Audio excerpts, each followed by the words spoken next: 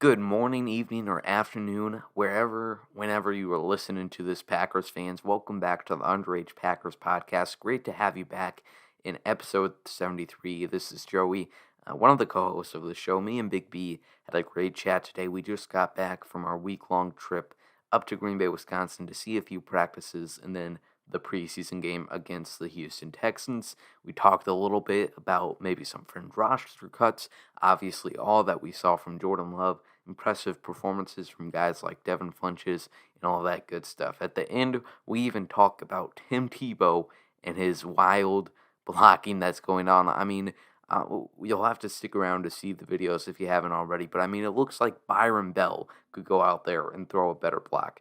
But it was a great episode, a great chat. We both had a great few days in Green Bay, Wisconsin. Had to make the trip up, meet a lot of great people, and it really made us a lot more thankful, a lot more appreciative. Not that we weren't before, but just the opportunities that you guys, as supporters, have given us to meet a lot of great people and to have a great time going down to Green Bay. Now, if you do follow Big B on Twitter, you might have seen this past Friday. He had a little bit of a scare emergency with his health, but he's doing much better now, feeling better over the past few days, which is obviously fantastic news. So I just wanted to give that update. But with all that being said, let's do it. Episode number 73 of the Underage Packers podcast. We might be too young to have a spotted cow, but we are both diehard Packers fans. I could talk about this for hours. He was my legend. He was my quarterback one. Taysom Hill, forever in my heart. You have a kind of a reputation of being the young diehard fans. How is that, Dr. Pepper Taysom? Amazing. Okay, good. Let's keep it under 25 minutes, all right?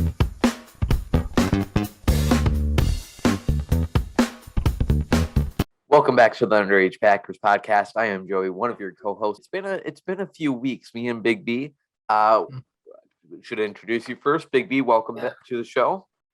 Thank you. We are preseason vibes only. Preseason vibes, preseason mode only. We are about 4 weeks now from when the Packers will kick it off against the New Orleans Saints and is it the Little Caesars or Pizza Hut Dome?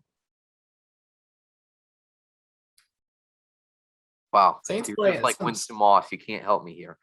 I think it's some sports betting website. I want to say Caesars. We'll have to look. I think it is Caesars, but it's a sports betting something. Huh. Okay. It's not Little Caesars. That'd be funny as hell. Yeah, if Little Caesars, the worst pizza company of all time, bought the Mercedes. Hey, now watch your mouth there, young man. I mean, you can't mess up pizza, but like Little Caesars is like the Walmart of pizza places, I feel. Wow. See, you probably love Domino's, and I hate Domino's. I do. Domino's. It's like, of course. My three favorites are like Domino's, Papa John's, and then Emo's, which is only in St. Louis. But yeah, that's a very important talk for the day. But when that first came out, that whatever Little Caesars were betting online company it was, I was like, oh man, that kind of sucks that they let a corporate brand bought it. And I was like, oh wait, Mercedes-Benz is not a person; it is a huge car company. So I don't really care. All right, so we're going to be talking today about the Packers preseason game against the Houston Texans. And what we saw at the practices that we attended this past week, it was a really fun time getting to meet everybody. Few people, at least 2 people, knew who we were, so that was a great feeling. Hey, before you go any further, shout out to that lady who came up to us and name dropped all of us. Oh yes, second day. I want to say her name was Mary Beth. My week. She made my week. If you're watching, you made my week. I really appreciate you. You're awesome. Yeah, we were sitting next up to Tyler, Perry, Maggie, Tom, we like all in one row, and this lady comes up. Oh, hey, I love Cheesehead TV, and then she just goes down the line and names all of us. So thank you. I for sure thought when she got to us, she was gonna be like, yeah, and you 2 kids from the chat. Yeah. She'd be like, wait, yeah, you guys aren't with them, But I think her name was Mary Beth. So Shout out to that lady. We'll see. We're on a little bit of a time clock right here, so we'll see if we have a little bit more time to talk about some more random stuff at training camp. But yeah, it was great to meet everybody. Talking to Wes Hockowitz finally, talking to all the friends of the show. So that was a fantastic time. Oh, Big B's got her picture framed already. Wow. That's an incredible moment in time right there. Legendary moment right there. Absolutely. Great. I mean, it's a crossover of the century. Yep. Let's talk about let's do the preseason game first. We'll probably have more to talk about there. And then if we have time, we'll talk a little bit about practice. So the man of the hour, Jordan Love, we'll get to his injury, but first let's talk about his first half performance against the Texans.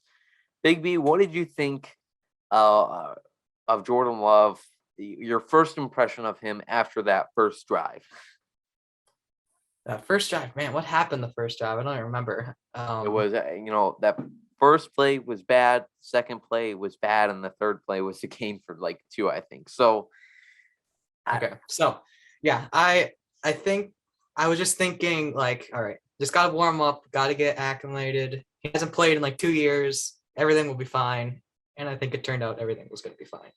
Yeah, I was like, after that first drive, I was like, man, this is not going to be the storybook night we thought it was. Like, and there still wasn't a lot of flashy highlight plays from his whole performance outside of that play to Jay Sternberg, which is really a wide open throw. But he did a really good job of escaping the pressure.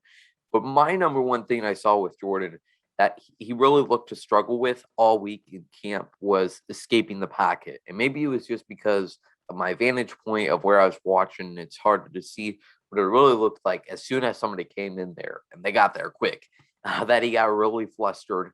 Jonathan Garvin gave him some trouble.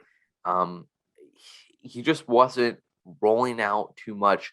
But in the game, he did an excellent job at that, trusting his checkdowns, which a lot of people might give him flack for, that 2-yard play action to Jace, another play to Dylan that was really good. But my memory might not serve me correct, but I believe it was the day that Jordan had all those checkdowns in practice and everybody was losing it. Matt LaFleur said, obviously you're not going to make a career out of that. That's, you can't do that all the time, but it's good to see him trusting his reads. His accuracy, there's definitely some plays where he was off. That catch by Devin Funches, that was pretty incredible. But for the most part, it was pretty solid. And I think solid is a word I'd use to describe his entire performance. Yes, agree. Oh, any other thoughts on Love's performance? First NFL action. Yeah, I feel like he didn't really make a bad throw. Like none of the plays you were like point out and say, hey, that's a bad throw. Yeah. I didn't really notice any bad throws. That one to Amari Rodgers, I think that was on the first drive. That technically that wasn't really a bad throw because that was like the only place he could put it, and it wasn't really double coverage. But yeah, I think Jordan just played great for his first game in nearly 2 years. Yeah, you like to see it.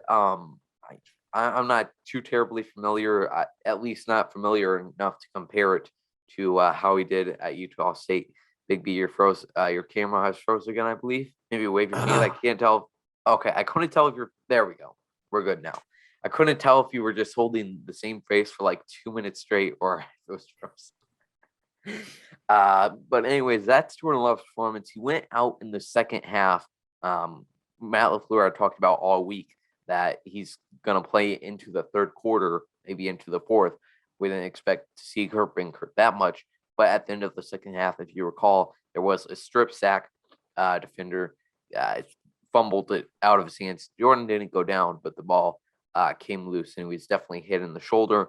And as Coach Matt described it, he got dinged up, and he sat out the rest of the second half just as a precautionary effort. MRIs. Take my time with pronouncing it. I'm trying to pronounce it all as one word. MRIs came back all clear. It's still a little bit of a strain though, so he will miss some practices And now a quarterback hunt for literally 2 days goes on. Like, I feel bad for whoever gets signed. Like, if Jake Dolegala comes back, it's going to be like, he's going to know. He's going to catch a flight out there, find a hotel, stay there for 6 days, and then be cut again. Poor guy. And then, Dolegala could potentially be a practice squad guy as well. But that's besides the point. Nothing too serious there. Jordan Love might miss the preseason game against the Jets, which would be kind of a bad thing, for him to miss a game in an already shortened preseason this year.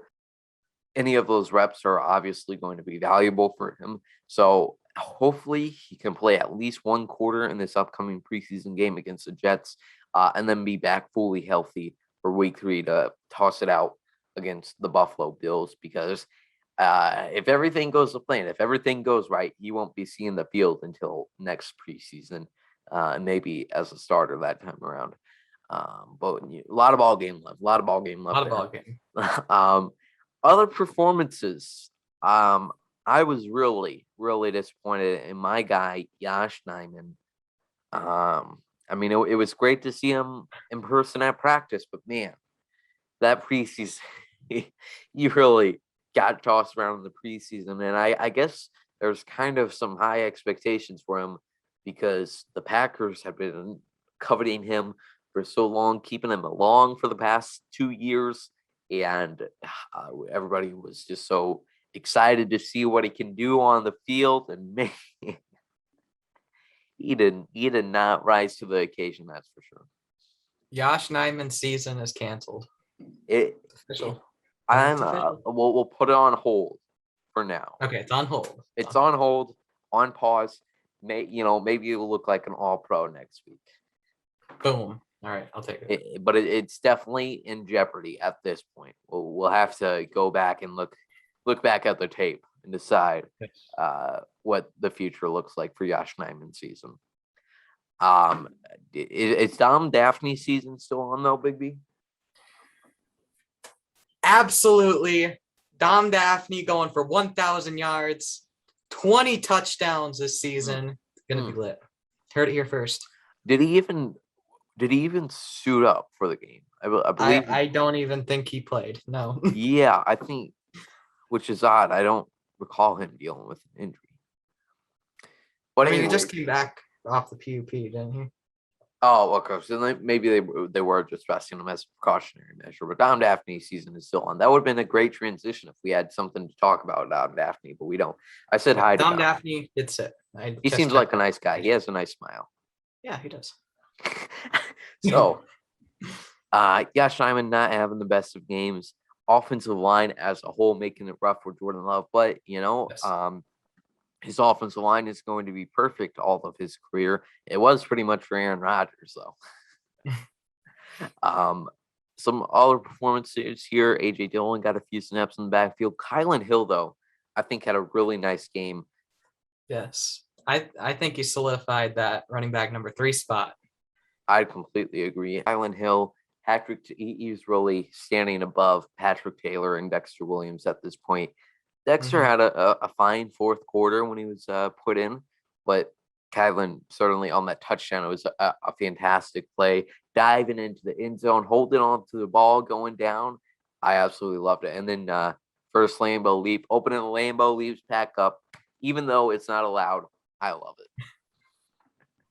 NFL protocols are just haters, all right? They are. They're haters. All of them. So yeah, that's Kylan Hill. Wide receiver, I really liked Devin Funchess' performance. Probably incredible Funchess', but yeah, monster performance from Devin Funchess. And I was really surprised to see that he played, the whole first half, a little bit of the third, I believe. Let me look up snap count up here. I have it pulled up on my laptop for a reason here. Devin Funchess took the fourth most snaps on the team with 34 out of 54, so 63%. Pretty nice game from Devin Funchess, first wide receiver, 2 snaps above Amari Rodgers. He had some really nice catches, make it any easier for Jordan Love sometimes. So one I wish he could have come down with, though, and I would have been so hyped up and like, all right, he's wide receiver 1 right now. He's in his prime still. Is that play action that was a pretty ill-advised throw from Jordan Love, where it's like 4th and 2, shoot, Devin's down there. I mean, man, Devin Funchess. I feel like Devin Funchess was like so shocked it actually got to him. Like, I don't think he was prepared for that to get there. Yeah, I was like, all of a sudden he's like, oh, I guess I'll put my hands up. Yeah. He could have come down with that. That would have been quite the athletic move there, though.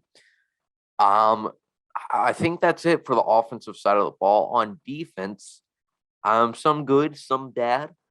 A decent mix of a two. Let's say Big B. Hey, let's start off with your boy real fast. All right. Oh no. Oh, Josh Jackson, man.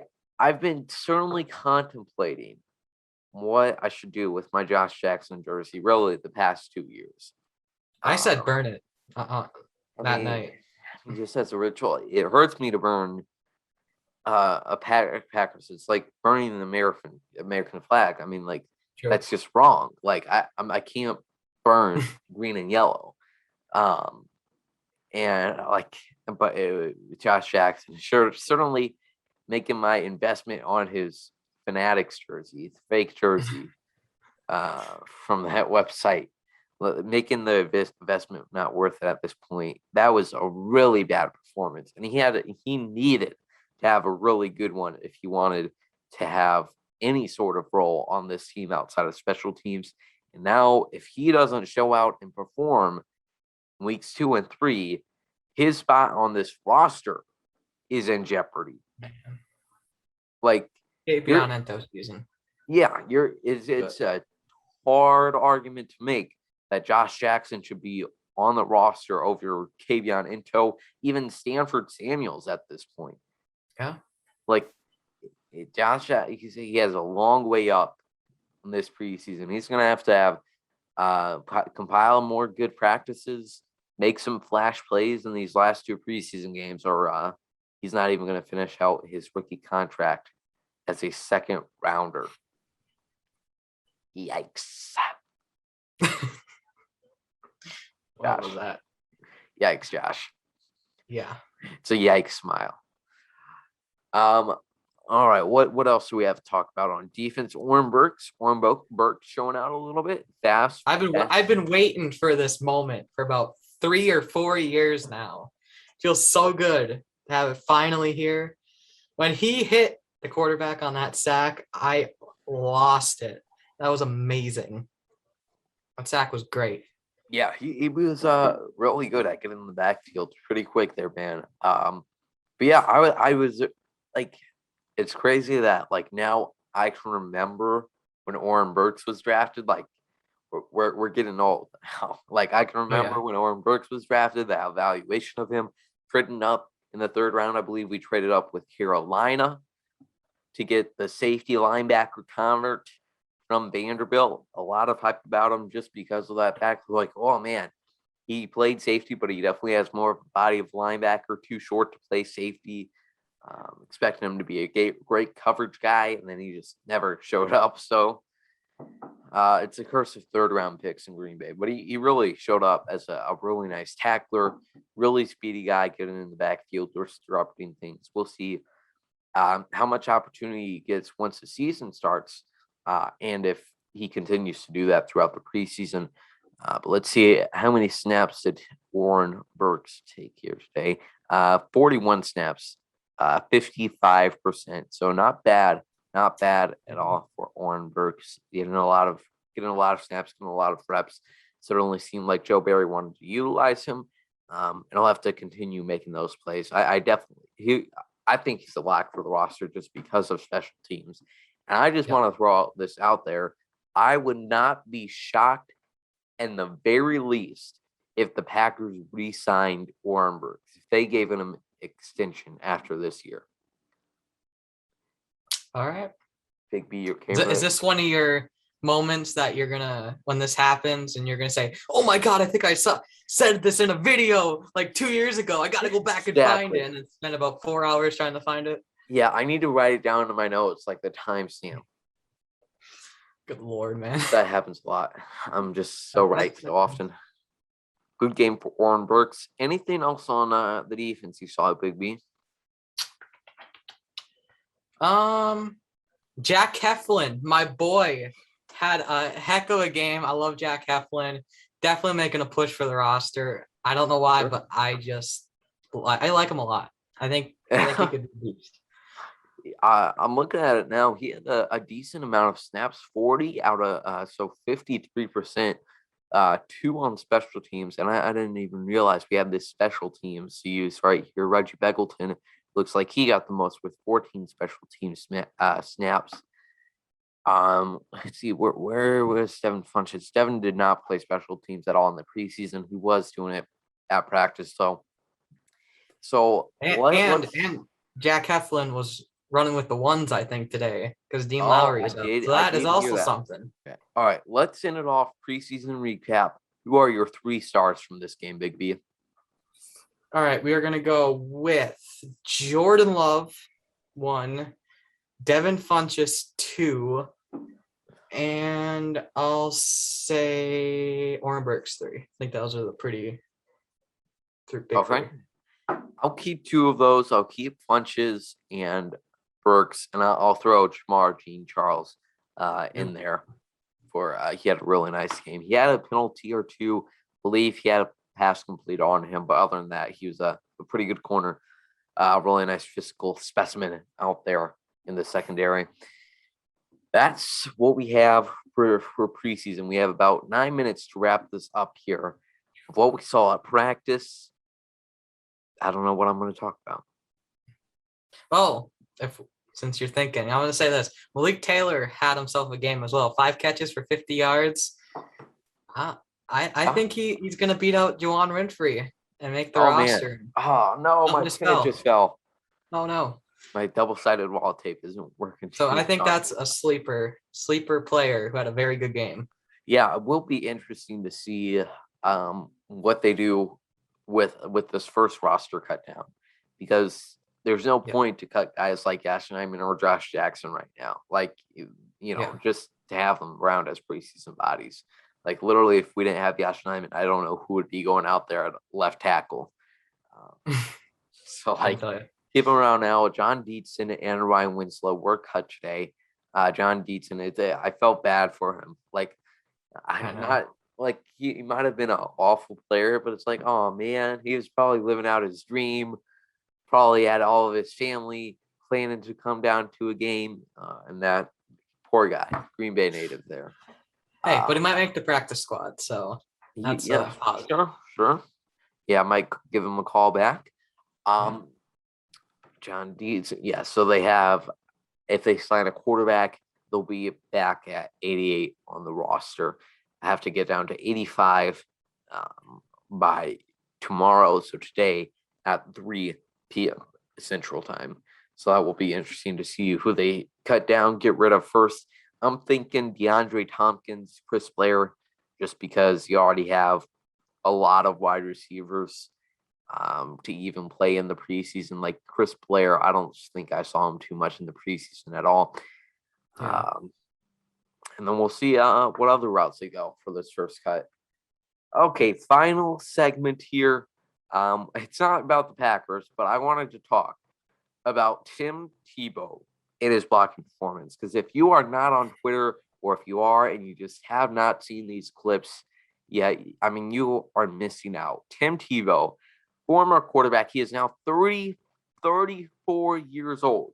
If you've been living under a rock, the Jaguars, his former coach at Florida, Urban Meyer, now the head coach of the Jaguars, they signed him. They finally put that long thought of idea of putting Tebow at tight end because he has a bigger body. So a lot of people that have that idea, I don't know why. Like, he's a quarterback. How do we know he can catch balls? But for some reason, Urban Meyer finally put it to plan. I'm going to put the clips up here. We cannot react I'm not going to take the time to put them up for us. But Big B, have you seen these two clips of Tim Tebow yet? Might be one of the saddest videos I've ever watched. I mean, yeah, It is so funny.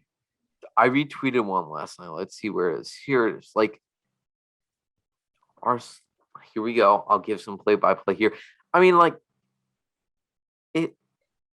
I don't even know what he's like. I feel like I could I might get like thrown 20 yards, but I feel like I would at least go up there with some more passion. Like, dude just like spins into them and then like runs away and falls down. Like that one from Barstool is bad, and then another guy posted a clip from the All 22 that was even worse.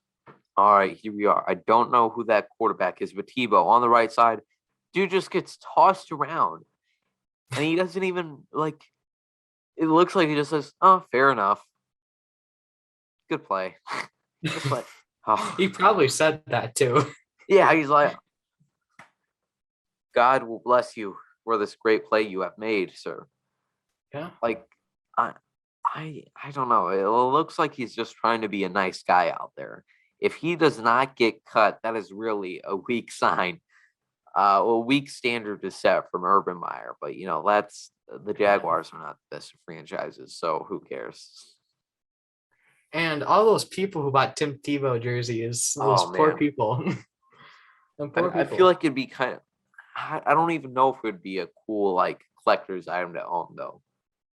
Like, showing your grandkids in like 40 years. I bought a Tim Tebow when he was a tight end. Yeah, and grandkids will be like, "So Grandpa, you wasted $80?" Like, oh boy, this year is an adventure already. Yeah, it will be interesting to see. Interesting to see Tim Tebow's future with Jaguars or another team. Maybe we haven't seen his catching abilities. Maybe he has a great game next week. But the Packers take on the New York Jets this Saturday at 12, I want to say, at Lambeau Field for another preseason game. Preseason week 2. They have some joint practices with them today and tomorrow, Wednesday. Be fun to watch. Big B, any final thoughts here today? I was gonna use this time to do a Jamal Williams recap, but I feel like I probably shouldn't after that, because a lot of Lions fans are not very happy with him because of his performance. But he did ragdoll somebody and just tossed him to the floor. Oh, that was a really incredible play. I'll put that one up too. But yeah. Dan Campbell, he just said, "Look, man, we can't bite too many kneecaps today. We got to keep you under wraps. We got to put you under the covers so teams don't know what's coming week 1 when you run for 200 yards."